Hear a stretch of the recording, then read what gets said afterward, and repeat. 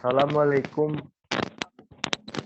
Assalamualaikum warahmatullahi wabarakatuh. Selamat pagi rekan-rekan semua. Apa kabar kalian? Baik, oke.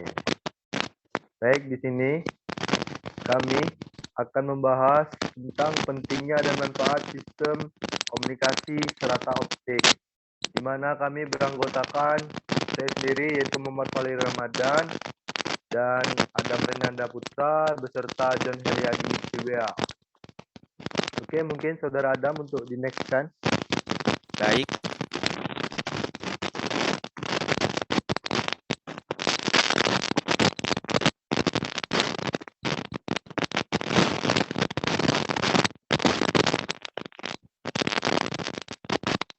Oke, untuk sejarah dan perkembangan komunikasi serat optik dari mulai muncul sampai sekarang ini, yaitu berawal pada tahun 1880, di mana Alexander Graham Bell menciptakan sebuah sistem komunikasi cahaya yang disebut fotofon dengan menggunakan cahaya matahari yang dipantulkan dari sebuah cermin suara termodulasi fitur untuk membawa percakapan. Pada penerima cahaya matahari termodulasi mengenai sebuah foto conducting sel selenium.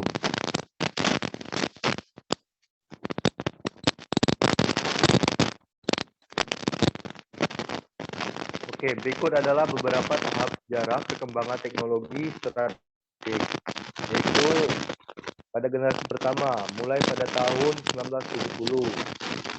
Sistem masih sederhana dan menjadi dasar bagi sistem generasi berikutnya terdiri dari yaitu encoding, di mana berfungsi untuk mengubah input atau misal suara menjadi sinyal listrik.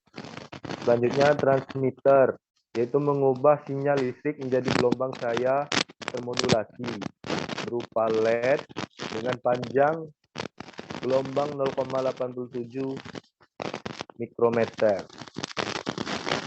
Selanjutnya serat silika berfungsi sebagai pengantar gelombang cahaya. Selanjutnya repeater sebagai penguat gelombang cahaya yang melemah di jalan. Selanjutnya receiver mengubah gelombang cahaya termodulasi menjadi sinyal listrik berupa fotodetektor. Lalu decoding, yaitu mengubah sinyal listrik menjadi output misal suara.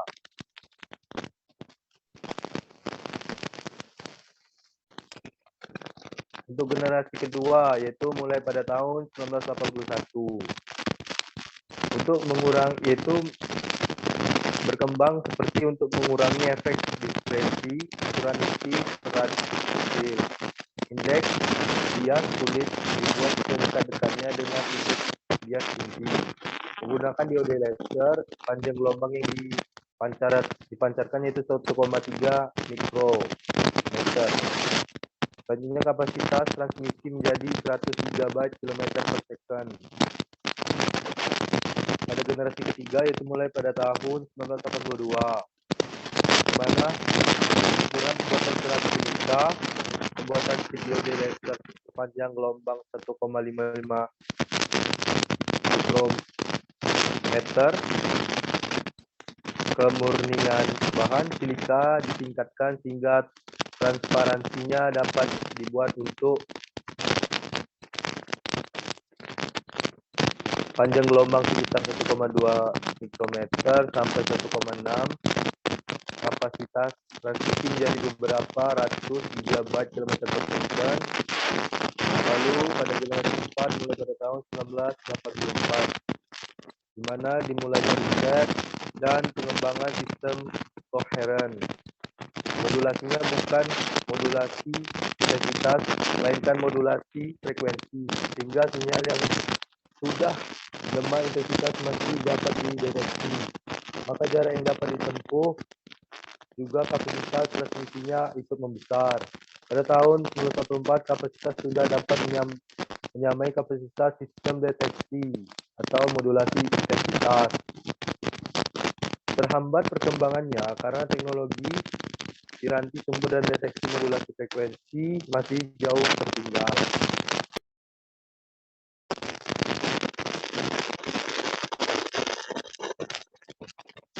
Generasi kelima, yaitu mulai pada tahun 1989, di mana dikembangkan suatu penguat optik yang menggantikan fungsi repeater pada generasi sebelumnya.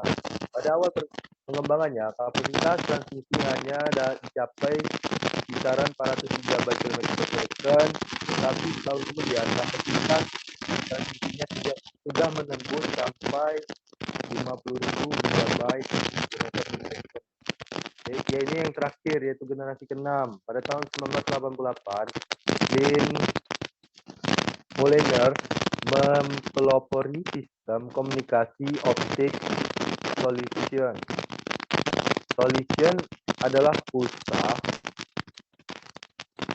gelombang yang terdiri dari banyak komponen panjang gelombang yang berbeda, hanya sedikit dan juga bervariasi dalam intensitasnya. Panjang solution hanya 10-12 detik dan dapat dibagi menjadi beberapa komponen yang saling berdekatan, sehingga sinyal-sinyal yang berupa solution merupakan informasi yang terdiri dari beberapa saluran sekaligus. Eksperimen menunjukkan bahwa solution minimal dapat membawa 5 saluran, masing-masing membawa informasi dengan laju 5 GB per second. Kapasitas transmisi yang telah diuji mencapai 35.000 GB per second.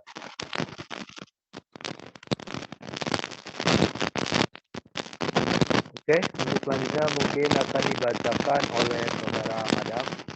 Saudara Adam, dipersilakan. Baik, terima kasih untuk Valeri. Saya lanjutkan. Cara kerja sistem komunikasi serat optik. Pertama-tama mikrofon merubah sinyal suara menjadi sinyal listrik. Kemudian sinyal listrik ini dibawa oleh gelombang pembawa cahaya melalui serat optik dan pengirim atau transmitter menuju alat penerima, yaitu receiver, yang terletak pada ujung lainnya dari serat. Penerapan sistem komunikasi fiber optik yang pertama yaitu internet, kedua yaitu televisi kabel, ketiga itu telepon, keempat jaringan komputer, kelima yaitu kedokteran, enam pencahayaan dan dekorasi, ketujuh inspeksi mekanis, kedelapan aplikasi militer dan luar angkasa, kesembilan yaitu industri otomotif. Ya, untuk kesimpulan bisa disampaikan oleh John Heriadi.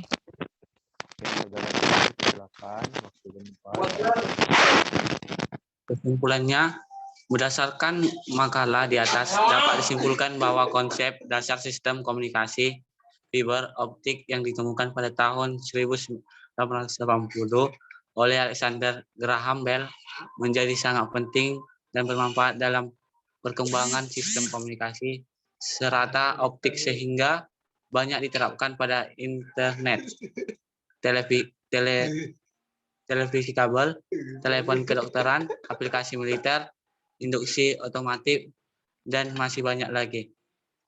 Saya serahkan kepada Pak Levi. Oke, itulah tadi penjelasan yang telah kita ungkapkan. Lebih dan kurang, saya mohon maaf. Kita akhiri. Assalamualaikum warahmatullahi wabarakatuh.